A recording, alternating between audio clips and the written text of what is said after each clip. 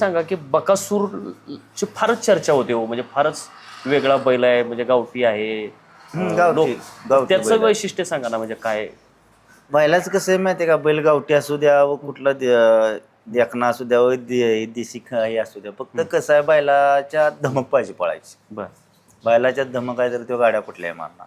बर आणि कुठली तरी एक साईड का होईना पब्लिक पाहिजे साईड, बर त्याच्यामुळं त्या बैलाला मार्केट येतं. बर नाही तर दोन्ही साईड आतनं जरी असला तरी आतनं तिनं गाडी ओढून लावली पाहिजे, बर तर मग त्या बैलाला मार्केट. बर अच्छा. आता जिथं बकासूर असतो तो शक्यतो पहिलाच नंबर मारतो. हो, पहिलाच मारतो.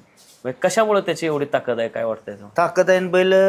तो मी पूर्ण 1 वर्ष बैल पळावला. मी 1 वर्षात त्या बैला म्हणजे असं त्या बैला केलं की त्या काळात मी तुम्हाला सांगतो बघा, चंद्रहार दादाचे मैदान बोललं थारचं, तिथे 1 नंबर केला. हां, त्या एक 15 दिवसात त्या बैलानं मला 7 लाख रुपये कमवून दिले होते. 15 दिवसात? 15 दिवसात.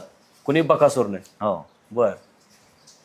15 दिवसात 7 लाख तो रुपये. तुमच्या इथं दावणीला होता का? हो, नाही तिकडेच तिकडं. आड्याला बैल समजा त्याला आम्ही इकडे अड्डा असला की तर मुक्कामला येणार बैल इथनं जायचं.